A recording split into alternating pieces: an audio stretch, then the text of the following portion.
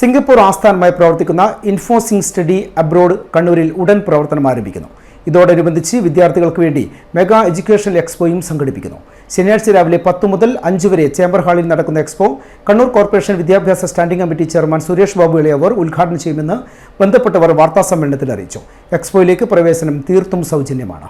Actually incorporated in Singapore in 2012, and prior to that we have our recruitment licensed Ministry of Manpower licensed recruitment firm in Singapore since 2005. So this is our first branch in India. We have branches in other parts of the world, but yet we feel that right now a lot of Indian students are actually looking for good opportunities, and since after COVID, we find that a lot of Indian students are interested to study in Singapore because Singapore is a very safe nation, and it's the closest to countries like India, China, and other parts of Asia. So we hope we will do our service at its level best, and we promise to deliver what is the truth, what the students can expect from Singapore, the education, the facilities, and further career opportunities there.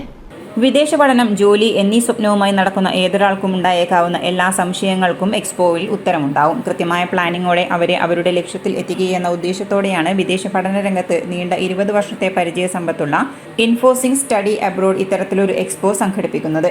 Singapore, Spain, Bosnia, Russia തുടങ്ങിയ രാജ്യങ്ങളിൽ നിന്നുള്ള വിദ്യാഭ്യാസ വിദഗ്ധരുമായി നേരിട്ട് സംവദിക്കാനുള്ള അവസരവും എക്സ്പോയിൽ ഒരുക്കിയിട്ടുണ്ട്. Kannur corporation വിദ്യാഭ്യാസ standing committee chairman Suresh Babu ഇളയാവൂരാണ് എക്സ്പോ ഉദ്ഘാടനം ചെയ്യുന്നത്.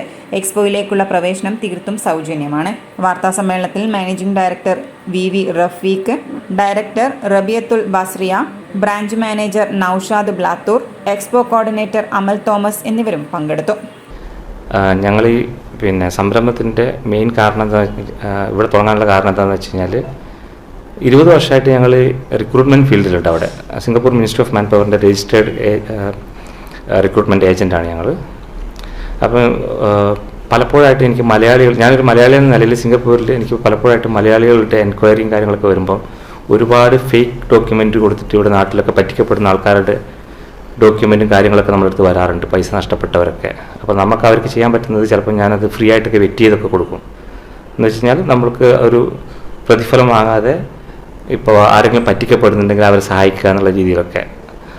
അപ്പോൾ നമ്മളുടെ ഈ ഉദ്ദേശം തന്നെ എന്താണെന്ന് വെച്ച് കഴിഞ്ഞാൽ ഇപ്പോൾ ഇവിടെയുള്ള മറ്റു പല ഏജൻസികളും നമ്മൾ കണ്ടിട്ടുണ്ടാവും. അവരൊക്കെ ചെയ്യുന്നതിൽ നിന്നുപരിയായിട്ട് കൃത്യമായിട്ടും സത്യസന്ധമായിട്ടും നമുക്ക് അഫോർഡബിളായിട്ട് സർവീസ് ചെയ്യാൻ പറ്റും എന്നുള്ള ഒരു കാര്യം ഹൈലൈറ്റ് ചെയ്യാൻ പറ്റും.